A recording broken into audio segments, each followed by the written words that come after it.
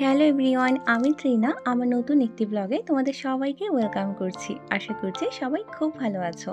তো পোল্যান্ডে আমার প্রেগনেন্সির সময়টাতে মেডিকেল ট্রিটমেন্ট প্রসেসটা কেমন ছিল বা এখানে মেডিকেল ফেসিলিটি কেমন, আমার তো সেরকম কোনো ভিডিও শেয়ার করা হয়নি। তো প্রেগনেন্সির 38 উইক্সে আমার গাইনোকোলজিস্টের সাথে ফলো আপ চেক আপে যাওয়ার সময় ভাবলাম একটু ভিডিও করে রাখি, যাতে তোমাদের সাথে আমার কিছুটা এক্সপিরিয়েন্স পরে শেয়ার করতে পারি। এখানে মেডিকাভার, লাক্সমেড সহ বেশ কয়েকটা প্রাইভেট হেলথ ইন্স্যুরেন্স প্রোভাইডার রয়েছে, যারা বিভিন্ন প্রাইভেট কোম্পানিগুলোকে সার্ভিস প্রোভাইড করে থাকে। আমার হাজব্যান্ডের কোম্পানি থেকে মেডিকাভারের সাথে টাই আপ রয়েছে, তাই আমরা মেডিকাভারে অন্যান্য সময়ের মতো প্রেগনেন্সির সময়টাতেও মোস্টলি সব চেক আপ, আলট্রাসাউন্ড, টেস্ট সব কিছু করাই। এছাড়াও গভর্নমেন্ট ইন্স্যুরেন্স এনএফজেডের আন্ডারেও কিছু সময় দেখিয়েছি। এই সেন্টারে পার মান্থ আমাকে এক গাইনোকোলজিস্টের সাথে ফলো আপ চেক আপে আসতে হতো, আর 36 উইক্সের পর থেকে ডক্টর ডেলিভারির আগ পর্যন্ত এভরি উইক চেক আপে আসতে বলেছে। মেডিকাভারে অ্যাপের মাধ্যমে আমরা অ্যাপয়েন্টমেন্ট বুক করি, তবে এমার্জেন্সি সিচুয়েশনে কখনো অ্যাভেলেবেল অ্যাপয়েন্টমেন্ট না পেলে হেল্পলাইনে কল করতে হয়।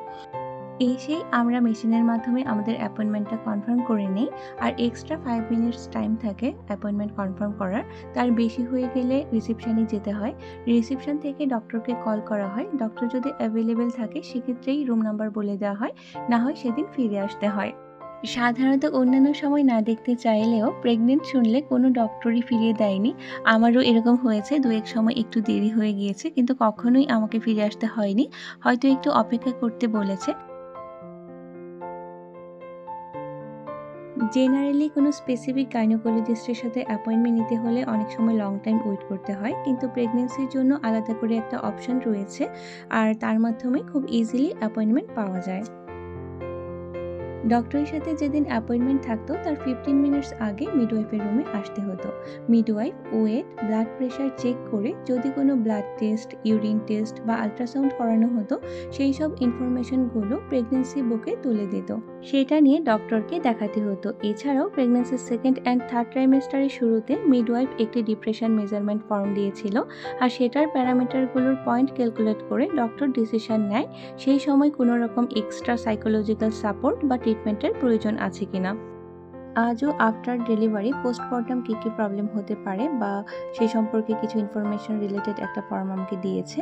তো আমার মিডওয়াইফের রুম থেকে আসতে আসতে একটু লেট হয়ে গিয়েছিল, আর আমার হাজব্যান্ড আর ডক্টর অলরেডি ডিসকাস শুরু করে দিয়েছিল। তারপর ডক্টর আমাকে সব চেক আপগুলো কমপ্লিট করে।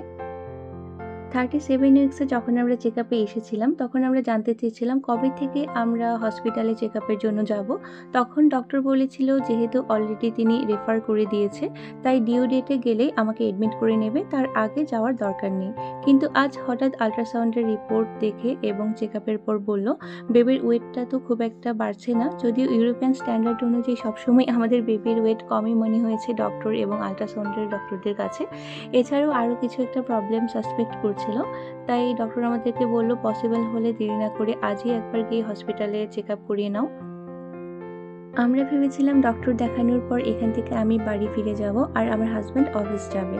আজ ওর কিছু ইম্পর্টেন্ট কাজ রয়েছে অফিসে, বাট ডক্টর যেহেতু বলল আজই হসপিটালে গেলে ভালো হয়, তাই আমরা মেডিকাভার ভোলস্কা থেকে এখন আবার আরেকটা মেডিকাভার সেন্টার পোয়াস্কায় যাচ্ছি আমার ব্লাড টেস্ট আর ইউরিন টেস্টের অরিজিনাল হার্ড কপিটা কালেক্ট করার জন্য, যে টেস্টগুলো আমাকে হসপিটালে নিয়ে যাওয়ার জন্য ডক্টর লাস্ট উইক দিয়েছিল। আর মেডিকাভার ভোলস্কা আর পোয়াস্কা দুটো সেন্টারই আমার বাড়ি থেকে খুব কাছে, তাই এই দুটো সেন্টারেই মোস্টলি আমি সবগুলো টেস্ট করানোর চেষ্টা করতাম। ভোলস্কা সেন্টারে টেস্টগুলো করালেই একবারই ওখান থেকে আজ কালেক্ট করতে পারতাম, বাট তখন সেটা মনে ছিল না। আর লাস্টে ব্লাড আর ইউরিন টেস্ট করার পর কনসেন্ট ফর্মে সিগনেচার করে গিয়েছিলাম যে আমার হাজব্যান্ড রিপোর্টগুলো কালেক্ট করতে পারবে। আমি ভেবেছিলাম হয়তো আমাকে আসতে হবে না, কিন্তু আজ দুজনকেই আসতে হলো। এই ক্লিনিকগুলো ছাড়াও ওয়ারসোতে মেডিকাভারের বড় একটা হসপিটালও রয়েছে, যেখানে সার্জারি বা কিছু কিছু স্পেশাল ট্রিটমেন্টগুলো হয়ে থাকে। আমার 3rd এবং 5th মান্থের আল্ট্রাসাউন্ড দুটো ওখান থেকেই করাতে হয়েছিল, কিন্তু আমাদের ইন্স্যুরেন্সে বার্থ বা লেবারটা ইনক্লুডেড না।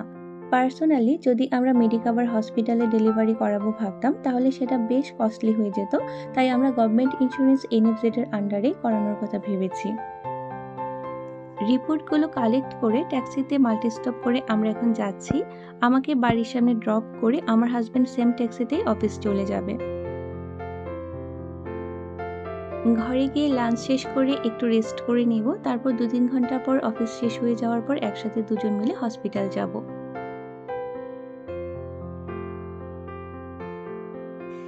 এখনও আবার মাল্টি স্টপ করে নিয়েছি। হসপিটালটা আমার হাজব্যান্ডের অফিসের খুবই কাছে, তাই আগে অফিস থেকে তাকে পিক করে তারপর আমরা একসাথে যাব। আমি যেই হসপিটাল সেন্ট্রুম মেডিচিনে জেলাজনায় ডেলিভারির জন্য অ্যাডমিট হব, সেটা একটা প্রাইভেট পাবলিক মডেলের হসপিটাল, আর সেই জন্যই গভর্নমেন্ট ইন্স্যুরেন্সের মাধ্যমে আমার ডেলিভারিটা হবে। আমাদের বাড়ির খুব কাছেই মাদারল্যান্ড স্কিয়াগো বলে একটা গভর্নমেন্ট হসপিটালও আছে, বাট সেখানে কমিউনিকেশন ইস্যু হতে পারে ভেবে আমরা ডেলিভারির জন্য এই হসপিটালটাকেই ডিসাইড করেছি, কারণ এখানে অলমোস্ট সব ডক্টর অ্যান্ড মিডওয়াইফরা ইংলিশ স্পিকিং। আসার পরই ব্লাড প্রেশার আর টেম্পারেচার চেক করে সিটিজি করানোর জন্য পাঠায়, আর একটা সাইড করে শুয়ে থাকতে বলেছিল বাদিক করে। আর আমার প্রায় 2 ঘন্টার উপর হয়ে গিয়েছিল, খেয়েছিলাম। তো মিডওয়াইফ বললো সাথে কিছু খাবার থাকলে খেয়ে নাও। তো এই ড্রাই ফ্রুটসের প্যাকেটটা ছিল, তাই একটু খাচ্ছিলাম। আর 30 মিনিটসের মতো টাইম লেগেছিল সিটিজিটা কমপ্লিট হতে, যার মাধ্যমে বেবির মুভমেন্ট আর হার্ট রেটটা দেখা হচ্ছিল।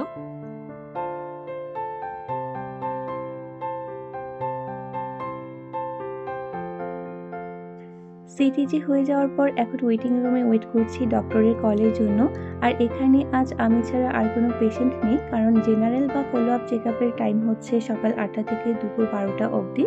এছাড়া এমার্জেন্সি সিচুয়েশনে শুধুমাত্র যে কোনো সময় যে কেউ আসতে পারে, কিন্তু আমাদের তো সেটা জানা ছিল না। তাই আমরা যখন রিসেপশনে সেটা বলি যে আমাদেরকে আজ একটু আর্জেন্টলি দেখাতে হবে, আর আমরা জানতাম না টাইমিংটা যে এটা। তো রিসেপশন থেকে ডক্টরকে কল করা হয়, আর ডক্টরও দেখতে রাজি হয়ে যায়। এখানেও ডক্টর আবার আমাকে সবকিছু চেক করলো, আর চেক আপ করানোর পর জানালো যে মোটামুটি সবকিছু ঠিকঠাকই আছে। তবে নেক্সট উইকে যখন আমরা আবার ফলো আপ চেক আপে আসবো, তখন 40 উইক্সের আগেই হয়তো আমাকে অ্যাডমিট করে নেবে। তাই ডক্টর বললো সেরকমভাবে যেন আমরা প্রিপারেশন নিয়ে আসি। এমার্জেন্সিতে কোনো পেশেন্টকে নিয়ে যাওয়ার জন্য এখানে সব ব্যবস্থা রয়েছে।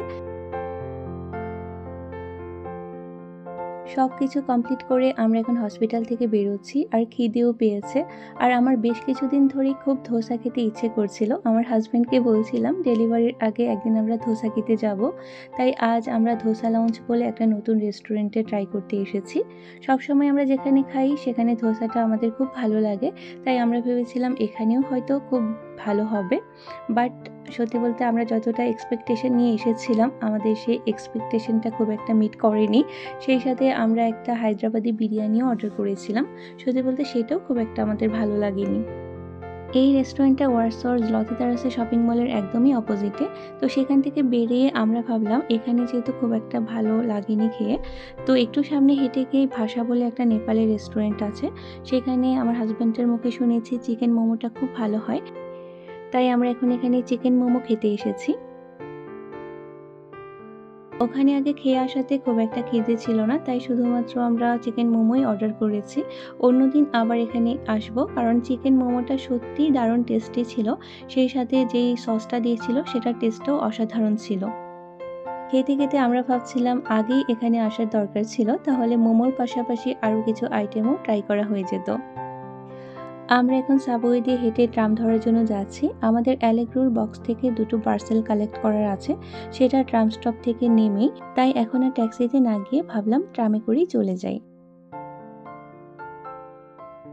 বেবির জন্য তো সেই সময় টুকটাক অনেক কিছুই অর্ডার করা হচ্ছিল, আর প্রায়ই কিছু না কিছু প্রতিদিন পার্সেলগুলো আসতে শুরু করেছিল। তো আজকে অ্যালেগ্রোর বক্সের থেকে দুটো পার্সেল কালেক্ট করা হচ্ছে, এছাড়াও রিসেপশনে দুটো পার্সেল এসেছিল। তো সেগুলো কালেক্ট করে এখন আমরা রুমে যাচ্ছি। তো আজকের মতো এই ব্লগটা আমি এখানেই শেষ করছি। ব্লগটা যদি ভালো লেগে থাকে তাহলে লাইক করে এবং কমেন্ট করে পাশে থেকো। ধন্যবাদ সবাইকে।